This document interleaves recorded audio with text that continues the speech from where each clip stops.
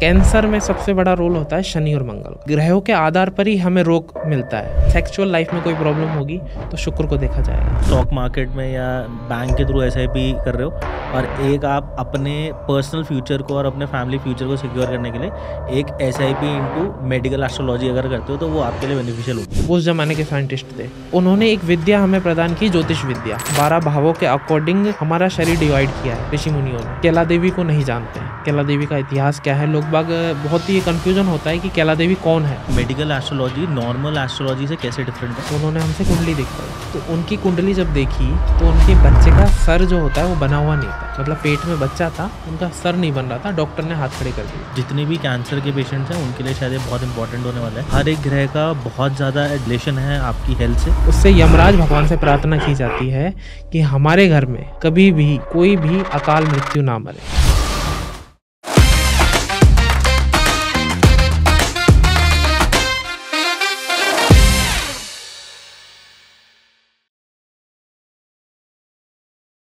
Hello दोस्तों, आज हम एक ऐसे पॉडकास्ट को शूट करने जा रहे हैं जो कि एक बहुत डिफरेंट पॉडकास्ट होने वाला है। और ये जो पॉडकास्ट है ये मेडिकल एस्ट्रोलॉजी के ऊपर में होगा। आज तक आपने काफ़ी सारे पॉडकास्ट सुने हैं जो कि नॉर्मल एस्ट्रोलॉजी से रिलेटेड हैं, न्यूमरोलॉजी से रिलेटेड हैं, पामिस्ट्री से रिलेटेड हैं। बट ये मेडिकल एस्ट्रोलॉजी एक बहुत डिफरेंट टॉपिक है और बहुत इम्पॉर्टेंट टॉपिक भी है सबके अपने इंडिविजुअल लाइफ्स के बारे में। हर किसी के लिए हेल्थ इंपॉर्टेंट होती है, तो आज हम सबकी हेल्थ को देखते हुए एक ऐसा पॉडकास्ट लेके आ रहे हैं सबके लिए, जो कि सबकी मेडिकल सिचुएशंस को देखते हुए बनाया गया है। और आज हम इनसे और जानेंगे कि इसमें क्या क्या चीज़ें हैं, कौन कौन से वो ग्रह हैं और किस किस तरीके की बीमारियां हैं जो कि आप उनको सॉर्ट कर सकते हो इस मेडिकल एस्ट्रोलॉजी के द्वारा। आज हमारे साथ में हैं श्री आचार्य देवज्ञ जी, जो कि इस मेडिकल एस्ट्रोलॉजी से रिलेटेड पूरा एक पॉडकास्ट हम आपसे शूट कर रहे हैं आज आपके साथ में। तो आज आप हमारी ऑडियंस को पहले तो सबसे पहले ये बताइए कि मेडिकल एस्ट्रोलॉजी है क्या? जय माता दी। चिकित्सा ज्योतिषी एक ज्योतिष का ही पार्ट है। जैसे कि मैं कहूँ, ज्योतिष एक ऐसी विद्या है जिसमें लोगों को एक ज्योति दिखाई जाती है। जिससे एक ज्योति मतलब एक प्रकाश, जिससे लोगों के जो अंधकार में जीवन होता है, जो लोग दुखी होते हैं, परेशान होते हैं, उनको एक प्रकाश, एक मार्गदर्शन मिलता है। ये भगवती और भगवान की ही दी हुई एक विद्या है जिसके द्वारा ऋषि मुनि ने हमें दी है और हम उसका उपयोग करके लोगों के जीवन में एक प्रकाश देते हैं। ओके। एक समय था जिस समय डायग्नोस्टिक नहीं था। जी।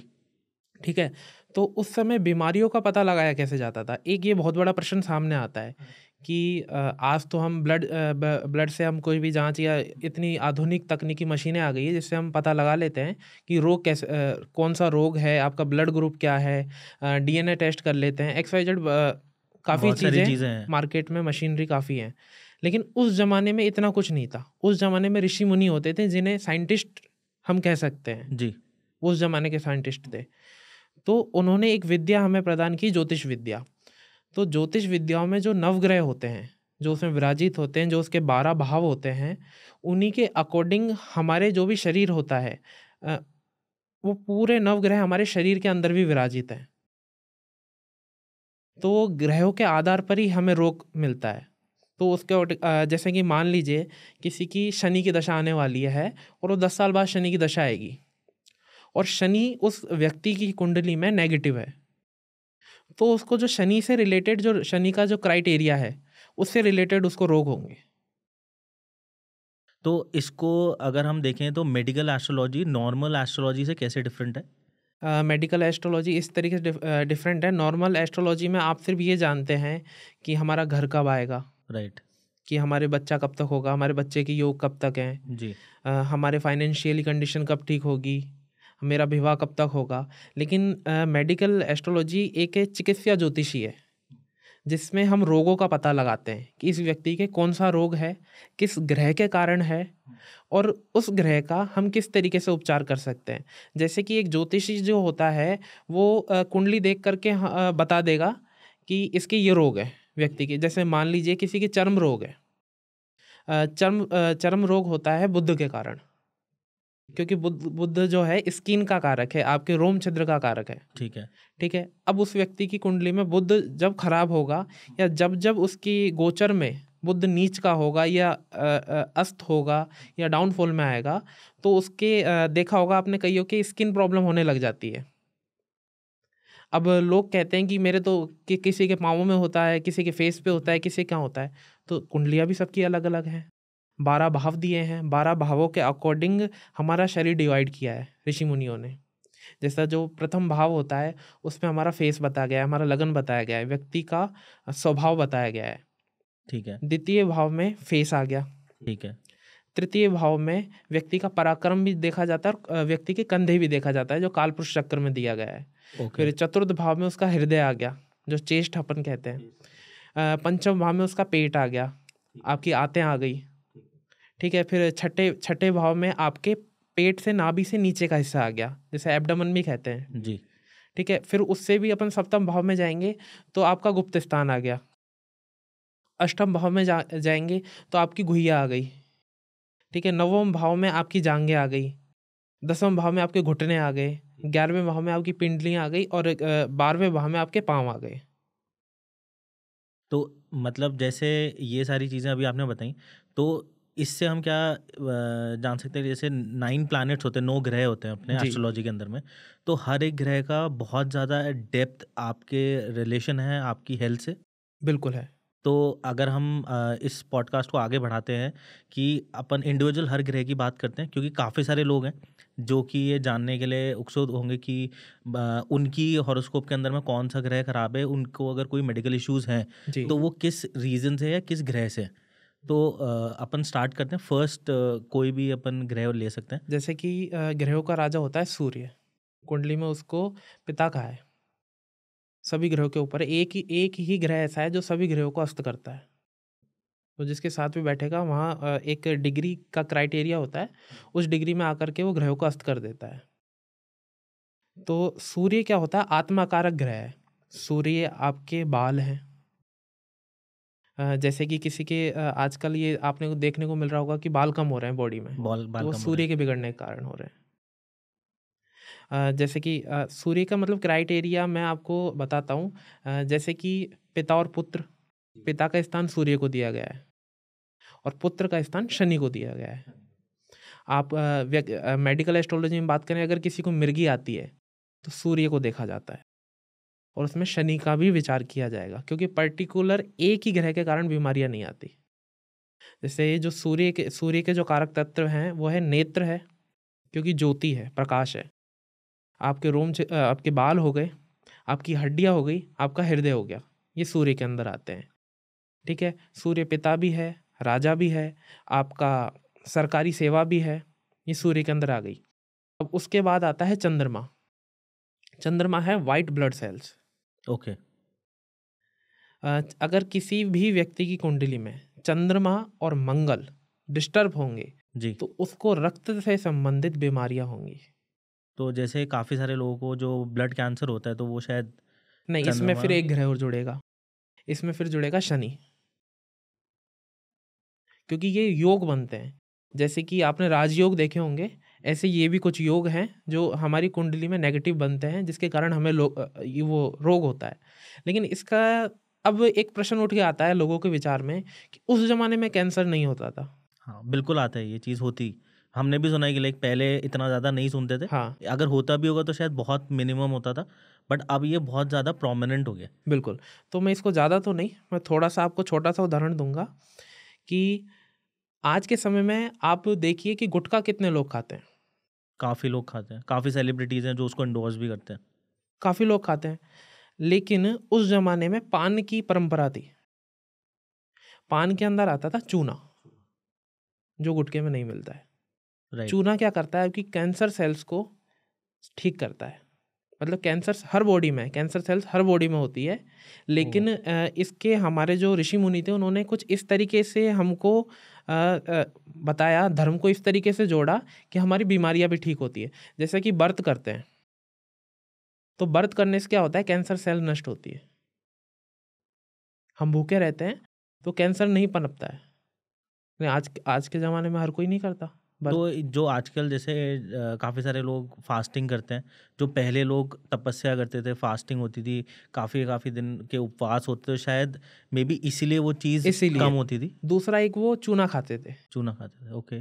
आपने देखा होगा कि पुराने ज़माने में मकानों में भी सिर्फ कली का प्रयोग किया जाता पेंट करने राइट के लिए। Right right. तो ऐसा ही नहीं है सिर्फ खाने से ही होगा, उसकी एनर्जी भी उस जगह रिफ्लेक्ट करती है। मान लीजिए आपके कोई योग है अमीर बनने का, उसके निमित्त आपको कर्म भी करना पड़ेगा। योग होने से कुछ नहीं होगा, उसके निमित्त कर्म भी वरना उसके क्राइटेरिया बहुत हैं, तो वो असर वो कहीं ना कहीं आपको दिखाएगा। जैसे कि रोग का वो बना, मान लीजिए आपके कैंसर के किसी के योग बने व्यक्ति के, तो उस व्यक्ति को उसको जैसे अपन ने मेरे पास कोई कुंडली आई, मैंने उसको बताया कि मैंने कहा इस समय आपके कैंसर के योग बन रहे हैं, ठीक है। तो उस व्यक्ति को उस समय से पहले ही उन ग्रहों के निमित्त पूजा अर्चना करनी चाहिए। अंत समय में आके आप किसी ब्राह्मण के पास जाओगे और बोलोगे कि मुझे बचाओ या मेरे निमित्त ये कार्य करो, तो वो थोड़ा एक मुश्किल हो जाता है। हालांकि रिजल्ट मिलता है, लेकिन थोड़ा सा मुश्किल हो जाता है। लेकिन अगर व्यक्ति पहले से ही सतर्क है इन चीज़ों को लेकर कि हाँ मेरे ये योग बन रहे हैं, मेरी कुंडली में ऐसी चीज़ है, तो उसके निमित्त वो पहले से ही पूजा पाठ कर ले, खुद से ही कर ले। इसलिए हमारे एक विधान था कि शिव जी को जल चढ़ाना चाहिए नित्य, क्योंकि शिव जी के कंठ में विष होता है। अगर विष पे हम जल चढ़ाते हैं, दूध चढ़ाते हैं, अभिषेक करते हैं, तो हमारी जीवन से भी विष निकलता चला जाता है। कोई भी हमारी बीमारी होती है वो शिव जी पे जल चढ़ाने से बहुत उतरती है। मतलब छोटी छोटी रेमेडीज इतनी हैं, अगर आप उनको करते हैं तो ऑटोमेटिक ही आपको कुछ बड़ा कराने की ज़रूरत नहीं है, आप जीवन में बहुत आगे बढ़ सकते हैं। लेकिन कई लोग कहते हैं कि हम तो नित्य शिव जी पे जल चढ़ा रहे हैं, फिर भी हमारे हो गया। हाँ, ये बहुत लोग करते तो हैं। तो इसका संबंध होता है हमारे पूर्व जन्म से। तो पूर्व जन्म के जो कर्म हैं, क्या वो भी बहुत ज़्यादा कहीं न कहीं रिलेटेबल हैं हमारे आज के जो हमारे साथ में मेडिकल इश्यूज़ हो रहे हैं लोगों के साथ में, तो वो शायद पहले के जो उन्होंने कर्म कर रखे हैं वो लेके आए हैं साथ में? बिल्कुल लेके आए। हमें जो भी आज मिलता है वो हमारे पूर्व जन्म के आधार पर मिलता है, हमारे किए हुए कर्म को। क्योंकि भगवत गीता में भी कहा गया है कि कर्म ही कर्म को बरतते हैं, कर्म से ही मनुष्य की पहचान होती है, ठीक है। अब आप मान लीजिए कि पूर्व जन्म में किसी व्यक्ति ने बहुत गलत कर्म किए हैं और इस जन्म में वो शिव जी को जल चढ़ा रहा है, तो उससे काम नहीं होगा। सिर्फ जल चढ़ाने से काम नहीं होगा, उसके भाव भी होने चाहिए। पूजा में उसके भाव बहुत ज़रूरी है, क्योंकि भगवान सिर्फ जल के भूखे नहीं है, भगवान भाव के भूखे हैं। जैसे कि एक बहुत अच्छी कहानी है, कथा है। भगवान को कमल नयन कहा जाता है, ठीक है। तो भगवान विष्णु ने कहा था कि मैं 1000 कमल भगवान शिव को अर्पित करूंगा, लेकिन 999 रहे, एक कमल नहीं रहा। तो एक कमल कहाँ से आया? उन्होंने अपना नेत्र उनको अर्पित कर दिया, जब से उनका कमल नयन नाम पड़ा। तो ये कहा जाता है कि आपके भाव साफ होने चाहिए, आपके पास जो भी कुछ है आप चढ़ा सकते हो। ऐसा नहीं है कि भगवान उसको स्वीकार नहीं करेंगे, भगवान सिर्फ भाव को समझते हैं। कई कहानियां मिलती है कि शिव जी के ऊपर खड़े होकर के शिव जी की पूजा करी, शिव जी के ऊपर बत्ती जला दी किसी ने, उससे भी भोले बाबा प्रसन्न हुए हैं। कई कहानी ऐसी मिलती है कि एक डाकू था और वो पेड़ के ऊपर छुप गया, गांव वाले ढूंढने आए, नीचे शिव जी था, वो रात को पेड़ पे ही सो गया। तो उसके पास एक पानी का पात्र था, वो शिवरात्रि का दिन था, वो बार बार शिव जी के ऊपर गिरे। हर पहर में 4 पहर होते हैं रात्रि के, तो शिव जी उससे प्रसन्न हो गए। तो भगवान को प्रसन्न करने का कोई विधान नहीं है, आपका भाव सत्य होने चाहिए, आपके अंदर मनोभाव एकदम ऐसे होने चाहिए कि हाँ यही है। जैसे कि आज हनुमान चालीसा चलती है, ठीक है। आज हम, ठीक है, जैसे मैंने बता दिया आपकी मंगल थोड़ा गड़बड़ है, आप हनुमान जी की पूजा करिए, क्योंकि उसके अधिष्ठात्र देव हनुमान जी हैं, नरसिंह भगवान हैं। आप इनकी आराधना कीजिए, आपकी चीज़ें ठीक होने लग जाएंगी। आपने करा, ठीक है पंडित जी मैं कर लूँगा। आपको ऑफिस जाना है, आपने 2 मिनट पहले फटाफट हनुमान चालीसा पढ़ी, हो गया। उससे काम नहीं होगा, आपके भाव होने चाहिए। जैसे कि हनुमान चालीसा पढ़ी, आपने कहा जय हनुमान ज्ञान गुण सागर, तो आपके मन के अंदर वो चीज़ चलनी चाहिए कि हे हनुमान जी महाराज, आप साक्षात मेरे सामने विराजित हैं, आप ज्ञान और गुण के सागर हैं। मतलब आपका जो पॉइंट है वो बेसिकली ये है कि हम चाहे थोड़ी सी देर के लिए कोई भी पूजा करें तो भाव पूजा, उसमें पूरे भाव होने भाव चाहिए, होने समर्पण होना चाहिए। को जो भी इष्ट और जो भी भगवान को लेके हम लोग आराधना कर रहे हैं, तो उससे आपको रिजल्ट डेफिनेटली मिलने वाला है। डेफिनेटली मिलेगा। जरूर नहीं है आप 10 देवताओं की पूजा करो, जरूर नहीं है। आपके मन को जो भाता है, जो आपकी आत्मा को भाता है, आप उसकी पूजा करो। क्योंकि हनुमान जी का जो पूर्ण जो रूप है उसमें सब भगवान है। शिव जी के पूर्ण रूप में भगवान है। कृष्ण भगवान ने जब 11वें अध्याय जो आता है गीता को, उसमें पूर्ण रूप जो भगवान कृष्ण ने लिया था उसमें सब देवी देवता थे। उसमें उन्होंने कहा है कि पितर भी मैं ही हूँ। आज लोग पितरों से बहुत परेशान है कि हमारे पितर कौन है, हमें नहीं पता। तो मैं यूँ कहता हूँ कि आप पितरों में भगवान नारायण को मानो, क्योंकि सबसे बड़े पितर वही हैं। क्योंकि हमारा जो अंश चला आ रहा है वहीं से चला आ रहा है। विष्णु जी ने ब्रह्मा जी को जन्म दिया, ब्रह्मा जी ने सप्त ऋषि दिए, फिर उन्हीं से मनु आए। मनु से ये जितनी भी संतानें पैदा हुई, ऐसे ऋषि मुनि सब हम उन्हीं की संतान है। तो सब हरिवंश है, सब हरि से ही उत्पन्न है और उन्हीं में विलीन हो जाना है, क्योंकि शिव जी भी उन्हीं का रूप है। जो अंत करेंगे वो शिव करेंगे। इसलिए तो अंत समय में कहा जाता है कि महामृत्युंजय की पूजा करो, कि वही बचा सकते हैं, महाकालों के भी काल हैं। तो आगे बढ़ते हैं। जो अभी हम लोगों ने डिस्कस कर लिया ग्रह के बारे में, तो और ग्रह के बारे में बताइए। हाँ, जैसे चंद्रमा पे हम थे। चंद्रमा माता का कारक है। अगर क्या होता है कि जैसे कोई बच्चा हुआ आपके घर में और उसकी कुंडली में चंद्रमा डिस्टर्ब है, तो कईयों के तो क्या होता है कि बच्चों पर असर कर जाते हैं, लेकिन 80% बच्चों पर असर नहीं करते ग्रह, वो उनके पेरेंट्स पर असर करते हैं। जैसे कि हम कोई कर्म करते हैं तो हमारे बच्चों को लगता है, ऐसे बच्चों को किया गया कर्म भी पेरेंट्स को लगता है। ओके। और ये कौन सी एज, क्योंकि इसमें मैंने सुना है कि कुछ एज क्राइटेरिया भी है कि शायद कुछ ऐसे ग्रह हैं जो सर्टन एज तक इफ़ेक्ट नहीं करते। जैसे शनि के बारे में हमको सुना, पहले सुनने में आया था कि जब शनि की 7.5 या कुछ होती है तो बचपन में इतना इफेक्ट नहीं करती, उसके एक सर्टन एज के बाद करती है। तो ये सब ग्रहों के साथ भी है या? नहीं नहीं नहीं नहीं, मैं सब ग्रहों का बता रहा हूँ। जैसे कि अगर आपकी कुंडली ज़्यादा ही नेगेटिव है, वो फिर बात वहीं आती है कि पूर्व जन्म में आपने कैसे कर्म किए, उस अकॉर्डिंग वो ग्रह असर करेंगे। ओके। अगर आपने अच्छे कर्म किए हैं तो आपको बचपन में डिस्टर्ब नहीं करेंगे ग्रह, वो आपके पेरेंट्स पर चले जाते हैं, क्योंकि उन्होंने एक एज निकाल दी है, उसके आधार पर उनको वो ग्रह रिजल्ट देना शुरू करते हैं। अब मान लीजिए चंद्रमा वाइट ब्लड सेल्स है, ठीक WBC है, है, ठीक है। वो डिस्टर्ब होता है तो आपके अंदर ब्लड की कमी आ जाएगी। आपने देखा होगा कई बच्चों के अंदर एक बीमारी हो रही है कि ब्लड नहीं बनता है। राइट, हाँ, काफ़ी हो रही है अभी इन दिनों, काफ़ी सुनने में भी आ रहा है। अब चंद्रमा खराब होने के कारण ही, अब चंद्रमा के संग और भी ग्रह रिलेट करेंगे तो वाइट डिस्चार्ज की जो प्रॉब्लम होती है फीमेल्स में, तो वो उसके कारण भी होती है। ठीक है। किसी को स्वप्न दोष होता है तो उसमें चंद्रमा और शुक्र को देखा जाएगा। अनिद्रा होती है, पागलपन होता है। ठीक है। किसी को ब्लड में इन्फेक्शन हो जाता है, एलर्जी जिसे कहते हैं, एलर्जीज। कि बोले इसके तो खून में ही एलर्जी है, तो उसमें चंद्रमा, मंगल और आप बुध को देखेंगे। अच्छा। क्योंकि जो मंगल है वो रेड BC है, सॉरी रेड BC मतलब वो रेड ब्लड सेल्स, RBC। आगे बढ़ते हैं। ठीक है। ऐसे ही मंगल है, मंगल अग्नि तत्व है। आपकी जितनी भी रेस्टोरेंट लाइन है वो अग्नि तत्व के अंडर में आती है। मंगल भाई भी है आपका, रेड रक्त भी है, क्योंकि लाल रक्त बनने से पहले वाइट रक्त होता है, WBC बनती है, फिर RBC आती है। ठीक है। मंगल है तो आपके कैंसर में सबसे बड़ा रोल होता है शनि और मंगल का। तो जितने भी कैंसर के पेशेंट्स हैं उनके लिए शायद ये बहुत इंपॉर्टेंट होने बहुत वाला है इंपॉर्टेंट है। कि मंगल और शनि अगर खराब है तो कैंसर अब मैं उन्हीं को आपको एक होता है। चीज़ बताता हूँ। अभी कुछ समय बाद मंगल और शनि दोनों कुंभ राशि में रहेंगे। ये कब से होने वाला है?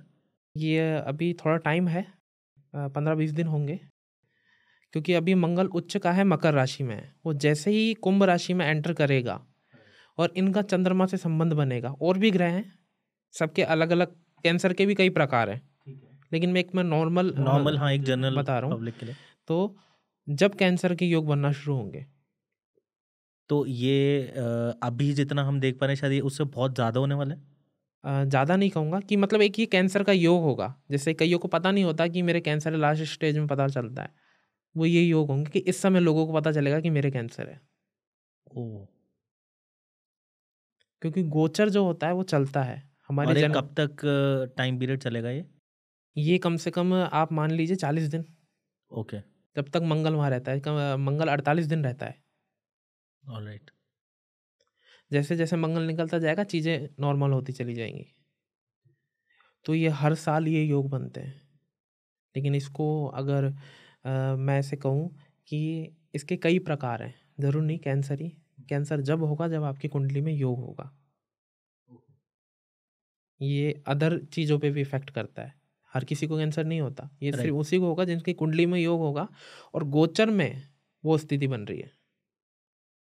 जैसे कई बच्चे होते हैं उनकी रोग भाव की दशा चल रही होती है, तो वो बीमार रहते हैं। मेरे कई नॉन हैं, उन्होंने मेरे से पूछा था, बोले बीमार रहते हैं क्या करें? मैंने कहा या तो इंतज़ार करो या भगवान की पूजा करो। कुछ ना कुछ तो तुम्हें उसके निमित्त करना पड़ेगा। बिल्कुल। ग्रह के निमित्त तुम्हें कुछ ना कुछ करना ही पड़ेगा। जैसे मान लीजिए आपका रोग का स्वामी है शुक्र है, ठीक है। और आप बार बार हॉस्पिटल में जा रहे हो। अब मैं आपको कहूँ कि आप लक्ष्मी जी की आराधना करिए या पारे के शिवलिंग की उपासना करिए, शिव जी की उपासना करिए पारे के शिवलिंग के रूप में, तो आपका शुक्र ठीक होगा। हालांकि चंद्रमा के लिए भी क्या किया जाता है, लेकिन शुक्र ठीक होगा। आप चांदी की चीज़ दान करिए, ठीक है। तो उससे शुक्र ठीक होगा। जो आपके इफेक्ट पड़ रहा है शुक्र का नेगेटिव, वो चीज़ खत्म हो जाएगी। तो उससे शुक्र जैसे जैसे कम होगा तो आपने उसके निमित्त कार्य कर दिया, तो वो बीमारी की तरफ उसका इशारा नहीं होगा। लेकिन वो ज़्यादा ही प्रबल है, महायोग है आपके कुंडली में, फिर तो आपको पूजा ही करवानी पड़ेगी। ठीक है, आगे बढ़ते हैं। इसके बाद अपना आ गया बृहस्पति। बृहस्पति आपके ज्ञान का कारक है, गुरुओं का कारक है, आपकी कुल देवी है, भगवान नारायण के सभी अवतार हैं। बृहस्पति क्या है? बृहस्पति एक पीलिया जो रोग होता है वो बृहस्पति के कारण होता है, जॉन्डिस जिसे कहते हैं। ठीक है। बृहस्पति आपकी आते हैं, आपका लीवर है। बृहस्पति खराब होगा तो आपका शरीर पीला होगा। बृहस्पति के कारण ही आपने देखा होगा आजकल फेफड़ों में पानी भरने लग जाता है लोगों के, वो बृहस्पति के कारण होता है। लेकिन इसमें सिर्फ अपन बृहस्पति को नहीं करेंगे, फिर इसमें ग्रह कनेक्ट होते हैं, तो इसमें पर्टिकुलर ग्रह के कारण डिस्टर्बेंस नहीं आता है। वो गोचर में जैसे जैसे ग्रह कनेक्ट होता जाता है वो होता जाता है। क्योंकि जैसा कि आपने देखा होगा कि किसी व्यक्ति को पहले पेट में प्रॉब्लम थी, आज सर में दर्द हो रहा है, कभी किसी के छल्ले डल रहे हैं, उसी व्यक्ति के अलग अलग रोग हो रहे हैं। तो यही कारण होता है कि गोचर के अकॉर्डिंग इफेक्ट करता है। जैसे काफ़ी बार ये देखा गया है कि कुछ लोग मेडिकली जैसे एडमिट होते हैं हॉस्पिटल के अंदर में, तो वो डायग्नोस उनको करा जाता है एक या दो बीमारी से, और फिर कुछ टाइम बाद में मल्टीपल ऑर्गन फेलियर हो जाता है उनके। तो उसका क्या इफेक्ट होता है? मतलब कोई पर्टिकुलर कोई प्लैनेट्स होते हैं या कॉम्बिनेशन जैसे कि जिससे एक साथ ही इतने सारे मल्टीपल ऑर्गन फेलियर हो जाता है? उसका रीज़न होता है, कई कुंडलियों में हमने देखा है कि एक ही ग्रह मतलब कई ग्रह एक ही जगह विराजित हो जाते हैं। जैसे मान लीजिए कि शनि रोग का स्वामी है। अब शनि के संग कुंडली में सूर्य भी बैठा है, केतु भी बैठा है, बृहस्पति भी बैठा है और बुध भी बैठा है, तो 4 ग्रह हो गए और चारों के क्राइटेरिया अलग अलग हैं। तो वो शनि सबका रिजल्ट देगा, क्योंकि संबंध सबसे बना रहा है वो। हम किसी क्लास में जाते हैं तो हमारे 10 दोस्त बनते हैं, तो हमारा उन सबका एनर्जी हमारे साथ इफेक्ट करती है, क्योंकि सबका एक ऑरा है, वो ऑरा काम करता है। तो उसी के कारण जब वो ऑरा वहाँ ब्रह्मांड में इतना तेज है, जब वो पृथ्वी पर आता है, हमारे शरीर पर पड़ता है, तो उसका असर पड़ता है। अब जैसे कि शुक्र की बात करें, शुक्र वीर्य है, शुक्र आपका स्किन है, मतलब सुंदरता है, लग्जरी लाइफ है। आपके कोई भी चीज़ की मतलब सेक्सुअल लाइफ में कोई प्रॉब्लम होगी तो शुक्र को देखा जाएगा। तो अभी आजकल जैसे काफ़ी सारे लोगों को एक तो स्पर्म काउंट्स की प्रॉब्लम रहती है, प्लस आईवीएफ के लिए काफ़ी सारे लोग काफ़ी सारी जगह जाते हैं, तो ये सब रिलेटेबल शुक्र से ही है? बिल्कुल शुक्र से है। शुक्र, मैं पर्टिकुलर शुक्र नहीं कहूँगा। इसमें वही चीज़ आती है कि पर्टिकुलर ग्रह के कारण कोई बीमारी नहीं है, इसमें संबंध हो जाता है ग्रहों का। इसलिए अधिकतर देवी देवताओं की पूजा बताई जाती है। अब बात करें अपन शुक्र की। शुक्र में जैसे वीर्य हो गया आपकी, एक आपने देखा होगा एक अपने अंदर मवाद होती है, वो भी शुक्र है। माइंड के अंदर एक तरल पदार्थ होता है वाइट कलर का, वो भी शुक्र है। तो आपकी बॉडी के अंदर जितना भी वाइट चीज़ है वो शुक्र के अंदर है, जो चाशनी टाइप में जिसे कहते हैं वो शुक्र है। इसलिए तो कहा जाता है कि वीर्य को जितना आप संभाल के रखेंगे, जितना आप ब्रह्मचारी से रहेंगे, वो तेज बढ़ता है। मुख पर तेज क्यों बढ़ता है? वीर्य के स्थान तो नीचे है। वो इसलिए बढ़ता है क्योंकि आपका जो तेज है वो भी शुक्र है। शुक्र और सूर्य दोनों से ही तेज बढ़ता है। अब अब मैं नॉर्मल उसमें कहूँ कि कहा जाता है कि आप वो करो, योग करो। योग से आपको एनर्जी मिलती है। आप जिम करते हो, उससे एनर्जी मिलती है। तो जिम के देवता कौन है? हनुमान जी। हनुमान जी किसके अंडर में आते हैं? मंगल। शुक्र की देवी कौन है? माता लक्ष्मी। बुध के देवता कौन है? गणेश जी और भैरव जी। सूर्य, भगवान सूर्य हैं, और सूर्य के देवता आप राम जी भी बोल सकते हैं क्योंकि सूर्यवंशी थे। नारायण को भी बोल सकते हैं क्योंकि ये एक ही रूप है, नारायण के ही रूप हैं, तो नारायण की भी आप उपासना कर सकते हैं। ठीक है। चंद्रमा में आप शिव जी की उपासना कर सकते हैं और कृष्ण जी की भी कर सकते हैं क्योंकि कृष्ण जी चंद्रवंशी थे। ठीक है। लेकिन शिव जी में मेरा पर्सनल एक्सपीरियंस रहा है कि चंद्रमा में शिव जी से जल्दी इफेक्ट पड़ता है। अगर किसी को ज़्यादा क्रोध आता है, किसी का मन नहीं लगता, वो बैठा बैठा इरिटेट होता है। जैसे कई लोग आपने देखे होंगे कि नाइट में सोचते हैं कि कल ये करना है, ये करना है, ये करना है, और सुबह उठ करके भूल जाते हैं क्या करना था, पता ही नहीं है। वो पूरा दिन दोबारा निकाल देते हैं, फिर वो इरिटेट होते हैं। ये चंद्रमा का कारण होता है। तो मतलब जिसका चंद्रमा खराब है वो इस तरीके से, हाँ, वो शिव जी की पूजा करें। उसमें शिव जी की उपासना बहुत ज़रूरी है। शिव जी की तो उपासना ऐसी है कि हर किसी को करनी चाहिए। एक शिव जी एकमात्र देवता ऐसे हैं कि सभी ग्रहों को संभाल लेते हैं। तभी शायद उनको देवों के देव महादेव बोला जाता है। बिल्कुल। क्योंकि देखो, अब मैं आपको बताऊं, हनुमान जी है शिव जी के अवतार। शनि है, वो शिव उनके गुरु हैं। ठीक है। राहु केतु शिव जी के पास आते नहीं है। बुध है जो गणेश जी हैं, वो भी शिव जी के पुत्र हैं। शुक्र है तो तांडव स्तोत्र में एक लाइन है, लक्ष्मी सदैव सुमुखिम प्रददाति शंभु। तो भगवान शिव के सदैव मुख के पास में रहती है लक्ष्मी। ठीक है। और आपके ग्रह हो गया, सूर्य हो गया, चंद्रमा हो गया। चंद्रमा माता का कारक है, जल है, सॉरी दूध है, तो शिव जी पे चढ़ता ही है। चंद्रमा मस्तक पर विराजित होता है। तो सिर्फ शिव जी की पूजा करने से ही आपके सारे ग्रह शांत हो जाते हैं। तो शिव जी का आप देखो, आज हर जगह शिवलिंग है और शिव जी का विधान बहुत ज़्यादा है। आगे जो और ग्रह हैं उनके बारे में बात करते हैं। राहु केतु आते हैं। राहु केतु दोनों एक ही हैं, लेकिन जब से विष्णु भगवान ने उनका सुदर्शन से जब अमृतपान हो रहा था, उन्होंने झूठ बोल करके वो चुपचाप जब देवताओं की लाइन में आ गए थे, तो उनका धड़ अलग कर दिया था भगवान विष्णु ने। तो जब से राहु और केतु अलग अलग हो गए, एक का सर हो गया, एक का धड़ हो गया। तो एक एक का क्या है, एक जो केतु है वो है थोड़ा टूटन फूटन, टूटन फूटन मान लीजिए, पथरी मान लीजिए। पथरी। पथरी। आपके कोई भी सर्जरी होती है, वो केतु केतु से रिलेटेड होती है। एक्सीडेंट होता है, वो केतु के कारण होता है। आप की कोई ब्लॉकेज होता है, उसमें हार्ट ब्लॉकेजेस एंड ऑल। उसमें केतु का भी रोल होता है। ठीक है। और राहु जो है वो एक ऐसी बीमारी है जो दूर से फैलती है, जैसे कोविड मान लीजिए जैसे आप। कोविड अभी आया था। ओके। वो राहु की बीमारी, क्योंकि शनि का ही प्रभाव राहु में रहता है। दोनों ओके। समान ही असर करते हैं, शनि और राहु। तो राहु क्या करता है, हवा वाली बीमारी है। एक वो धुआं है काला, राहु। उसका कोई मतलब ऐसा वो नहीं है, अस्तित्व नहीं है। वो एक धुआं है जो हवा के साथ फैलता है।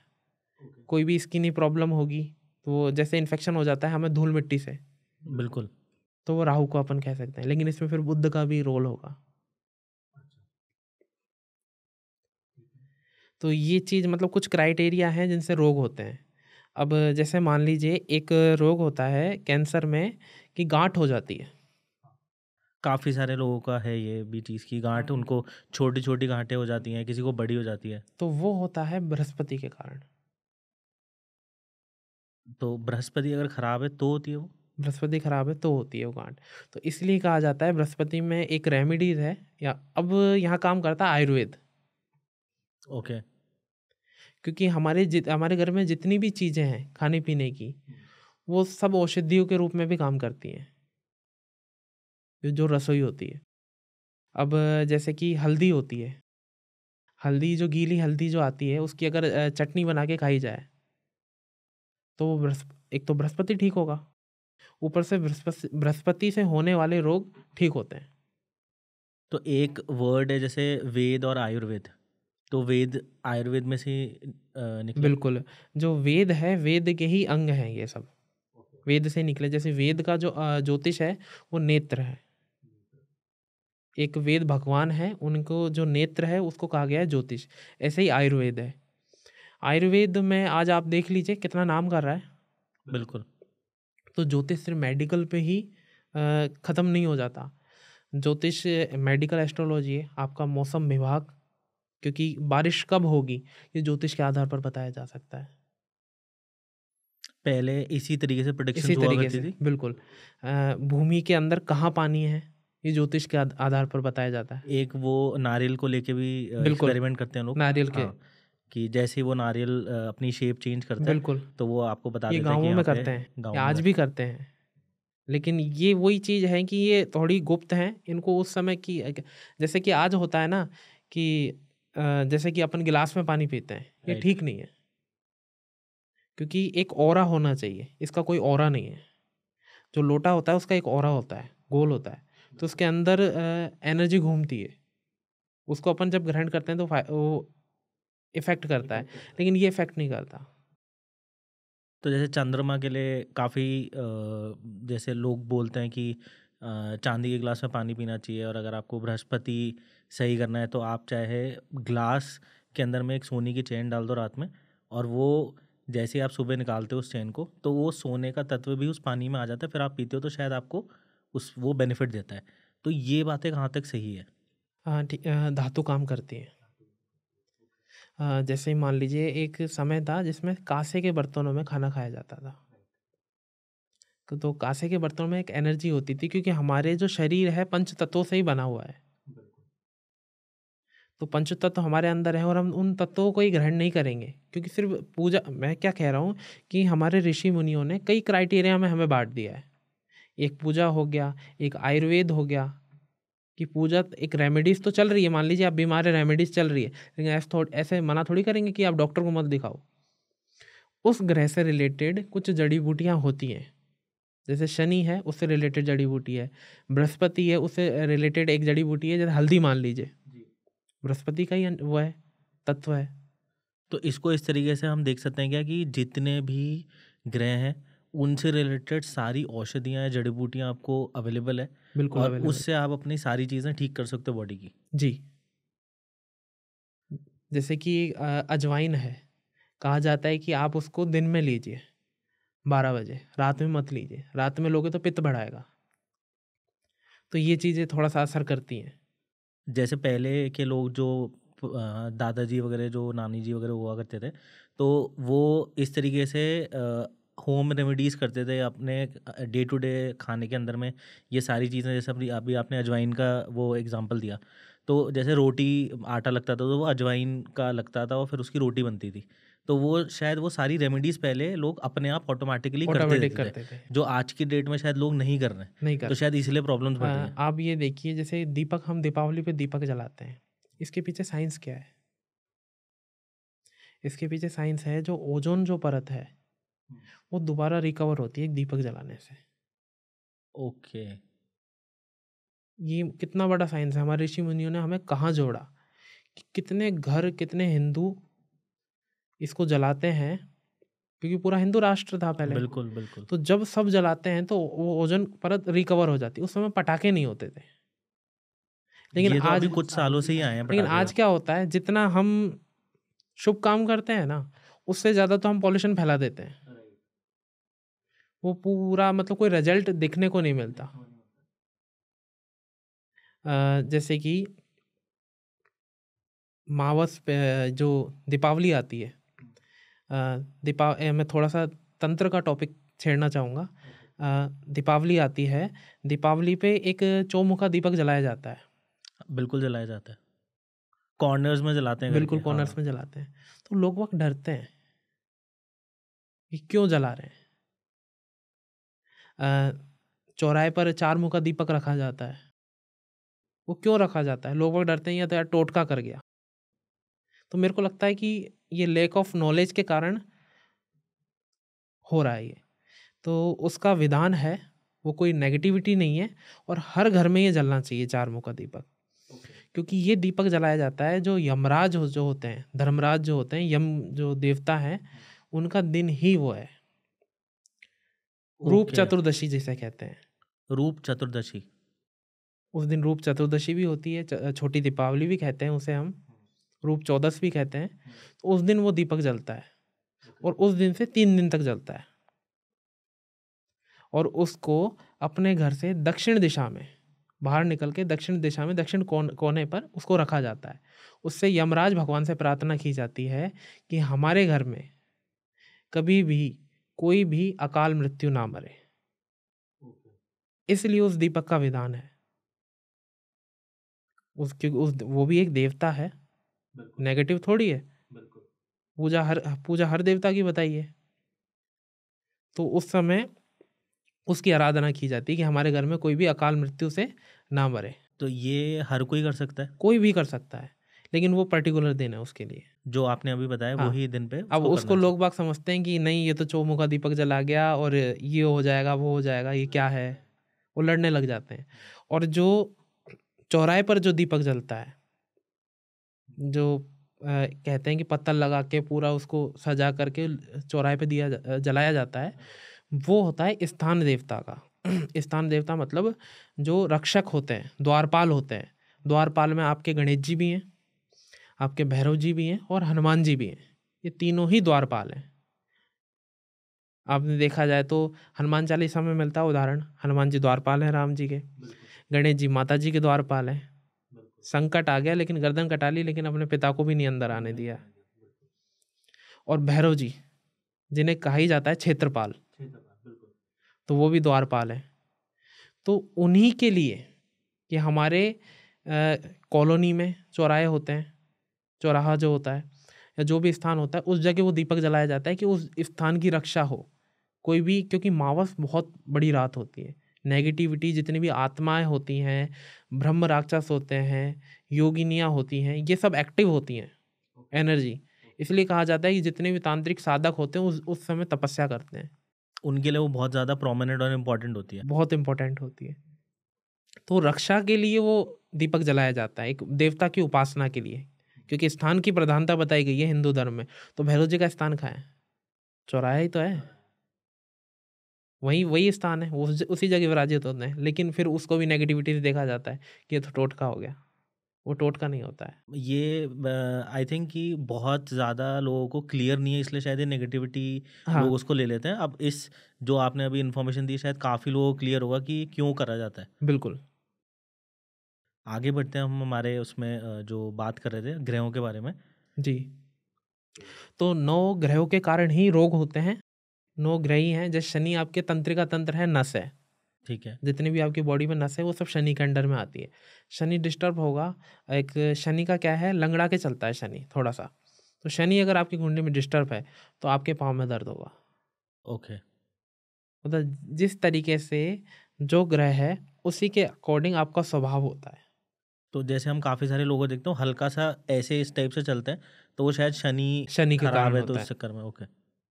कई बार क्या होता है, जैसे मान लीजिए शनि खराब नहीं है लेकिन गोचर में कुछ ऐसी स्थिति बन गई, उस कारण से उसके योग वो हो जाते हैं।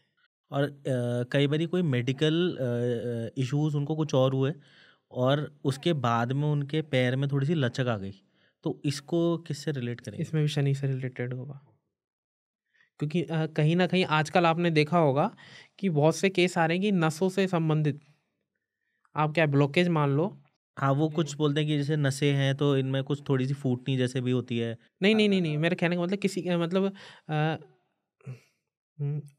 बैलेंस, शरीर अनबैलेंस हो रहा है राइट। कई लोगों का।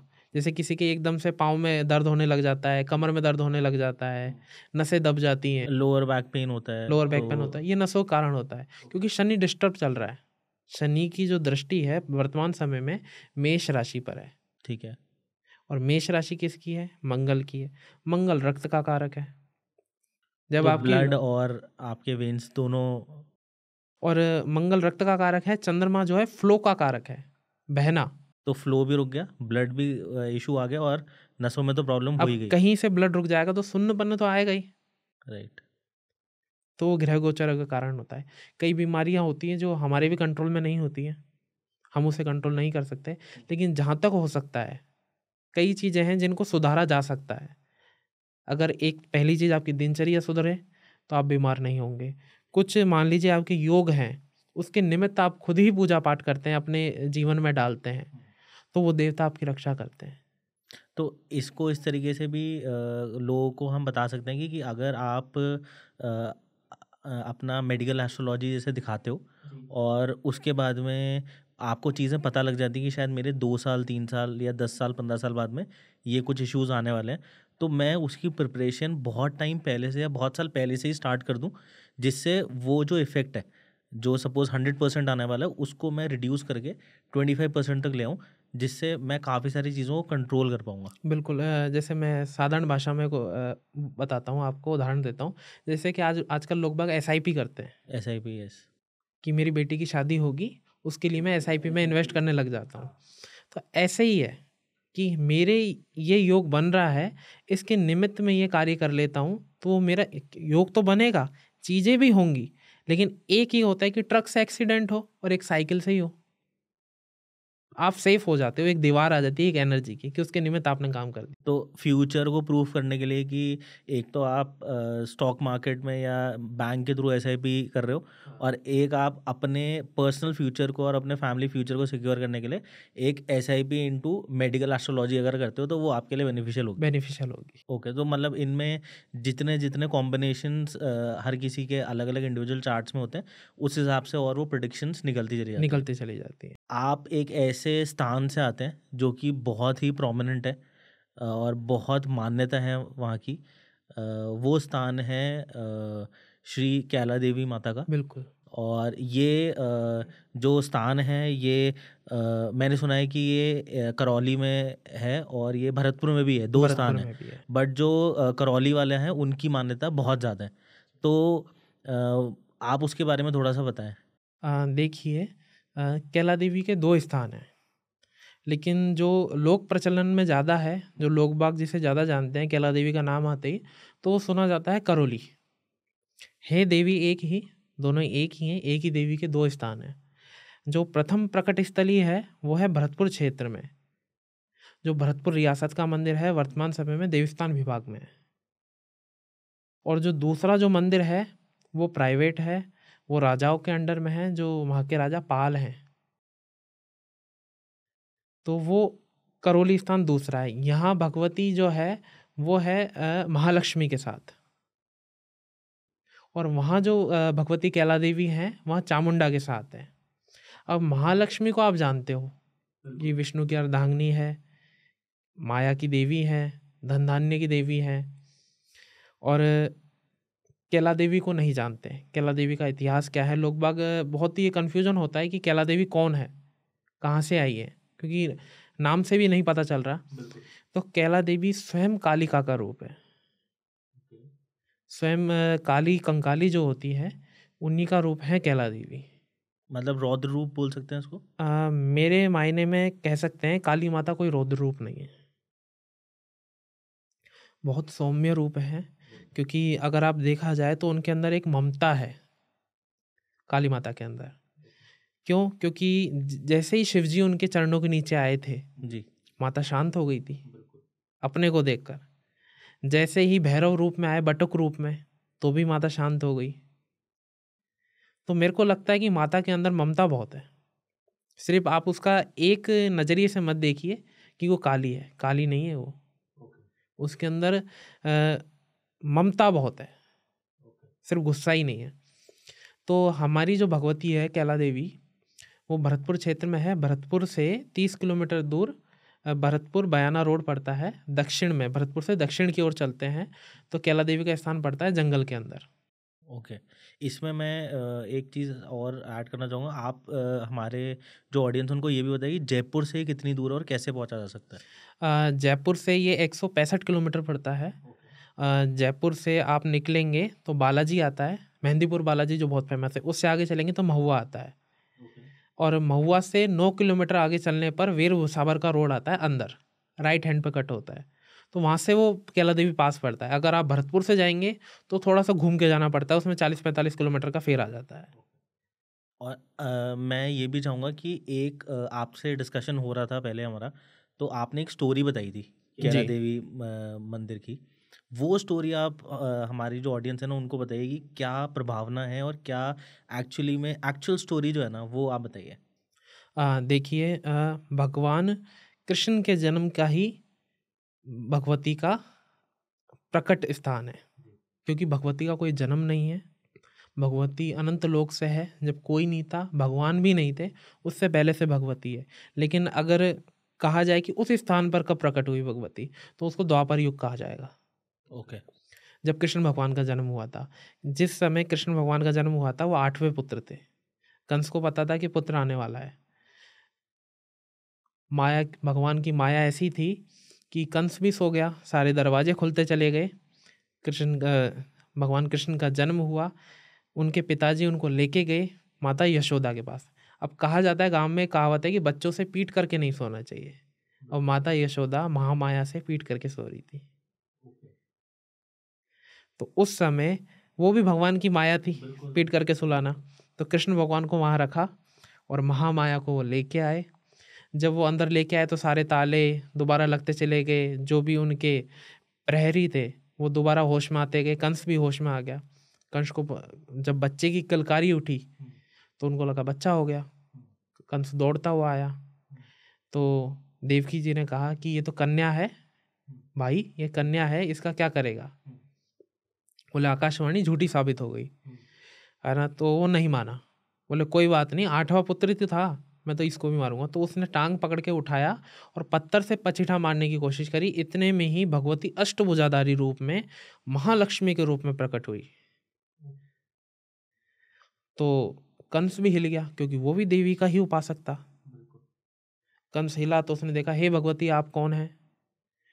तो भगवती बोलती कि तू एक कंस, तू मुझे क्या मारेगा, तेरे मारने वाला तो जन्म ले चुका। इतना कह करके भगवती अंतर ध्यान हो गई। और उसी समय इधर जो भरतपुर क्षेत्र है, इधर अरावली पर्वतमाला के बिल्कुल टच में वो मंदिर है कैला देवी का। तो इधर ऋषि मुनियों की भूमि थी। इधर एक कलासुर नाम का दैत्य था, तो वो ऋषि मुनियों को परेशान कर रहा था। तो उन्होंने भगवती का आह्वान किया, तो भगवती ने कैला देवी के रूप में वहाँ प्रकट हुई, और उधर महामाया का जन्म हुआ था। बिल्कुल। तो भगवती ने चाहा कि इसको माया के रूप से, क्योंकि भगवती पहले समझाती है कि मान जा, ऐसे मत कर। तो वो नहीं माना, महामाया को बुलाया, माया से करा, नहीं माना। तो उसका जो हाथ था, उसका हाथ काटा। काली सिल है वहाँ पे, एक काली सिल का स्थान है, उसका हाथ काटा। वो डरा, वो डर करके वो करौली भागा। तो हमारा जो मंदिर है कैला देवी झील का बाड़ा भरतपुर, वहाँ से 4 किलोमीटर पहले एक गुफा जाती है जो सीधी खुलती है करौली स्थान पे। तो वहाँ क्षेत्र जो है काफ़ी खुला है। अब तो काफ़ी होटल वगैरह हो चुके हैं, लेकिन वहाँ क्षेत्र खुला था उस समय। तो वहाँ माता का और राक्षस का युद्ध हुआ। जब राक्षस ज़्यादा ही उद्दंडी हो गया तो भगवती ने अपने केशों से चामुंडा को प्रकट किया। अब चामुंडा कौन थी? कैला तो खुद ही काली है, कैला काली का ही रूप है। अब चामुंडा भी काली का ही एक और रूप था। जिन्होंने चंड मुंड का विनाश करा था, तो उनका चामुंडा नाम पड़ा था। वो कालिका के रूप में करा था, तो कालिका का नाम ही चंडिका है। तो वहाँ पे वो भगवती का प्रकट हुआ, दोनों भगवती एक साथ। तो भगवती ने उसको वहाँ शांत करा राक्षस को, वहाँ पे भी एक काली सेल है। तो ये थोड़ी सी कहानी है। तो लोग बाग इसमें थोड़ा सा कंफ्यूज हो जाते हैं कि महामाया कौन है, इधर कैला देवी कौन है, उधर कैला देवी कौन है, कि दो दो स्थान कैसे हैं। तो ये थोड़ी सी कुछ ये स्टोरी है भगवती की। एक कोई स्टोरी आपके पास में हो या कोई एक ऐसा एग्जाम्पल हो जो आपके साथ कभी ऐसा घटित हुआ हो जो आप बता सकते हैं लोगों को रिगार्डिंग मेडिकल एस्ट्रोलॉजी? बिल्कुल, एक बहुत अच्छा उदाहरण है जहाँ मेडिकल एस्ट्रोलॉजी भी है और जहाँ ग्रहों का खेल भी नहीं होता, जहाँ भगवती की शक्ति काम करती है। ओके। एक ऐसी मेरे साथ एक चीज़ हुई थी। मैं एक ट्रेन में सफ़र कर रहा था। तो ट्रेन में मैं और मेरे फ्रेंड थे। मेरा टिकट हो गया था, मेरे फ्रेंड का टिकट नहीं हुआ था, तो हम बैठे थे। तो वहाँ के टीटी आए, हमसे बात करने लगे। तो बात हुई तो उनको पता, क्योंकि हम पूरे ड्रेसअप में थे, जी। तो उनको पता चला कि हम भगवती के सेवक हैं। तो उन्होंने हमसे कुंडली दिखवाई। ओके। तो उनकी कुंडली जब देखी तो उनके बच्चे का सर जो होता है वो बना हुआ नहीं था। ओके। मतलब पेट में बच्चा था, उनका सर नहीं बन रहा था, डॉक्टर ने हाथ खड़े कर दिए थे। तो इतनी डेप्थ भी पता लग सकती है इन मेडिकल एस्ट्रोलॉजी? बिल्कुल पता लग सकती है। तो उनका सर नहीं बन रहा था, तो उन्होंने मेरे से पूछा क्या करना चाहिए। मैंने भगवती का ध्यान किया। मैंने एक ही चीज़ बोली, मैंने कहा आप 3 दिन बाद रिपोर्ट कराइए। मैंने कहा ना, जहाँ हम नहीं काम करते हैं वहाँ शक्ति काम करती है, क्योंकि हम तो कुछ है ही नहीं। क्योंकि ये एक ऐसी साइंस है, ये पराविज्ञान है, ये विज्ञान भी नहीं है, विज्ञान से भी परे है, बियॉन्ड है बिल्कुल। इसको कोई नहीं समझ सकता। मैंने कहा आप 3 दिन बाद जांच कराइए, ठीक हो जाएगा, लेकिन आपको एक काम करना पड़ेगा। मैंने कहा आपकी कुल देवी कौन है, मैंने उनसे ये पूछा। उनको कुल देवी का नहीं पता था। फिर मैंने मन के अंदर जो मेरे भाव आए, मैंने उनसे कहा कि मैंने कहा आप एक काम करिए, आप कैला देवी को मानिए, क्योंकि मैं उसी का सेवक हूँ, तो मैं उन्हीं के लिए बोल पाऊँगा अभी।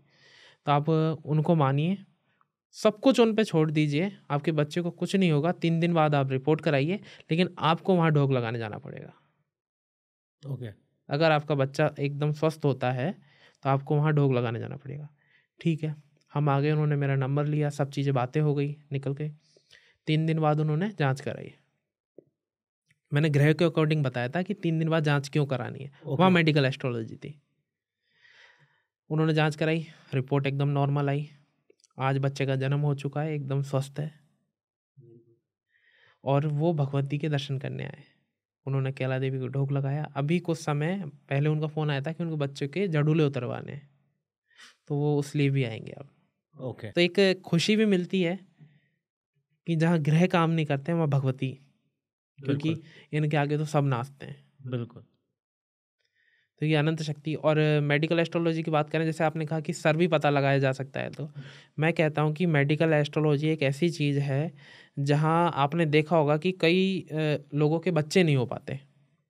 राइट। वो सारी child issues and all, child issue हो जाते हैं, वो सारी जांच करा लेते हैं, लेकिन वो चीज़ नहीं मिल पाती कि क्यों नहीं हो रहे। तो कहीं ना कहीं ग्रह डिस्टर्ब होते हैं। बिल्कुल।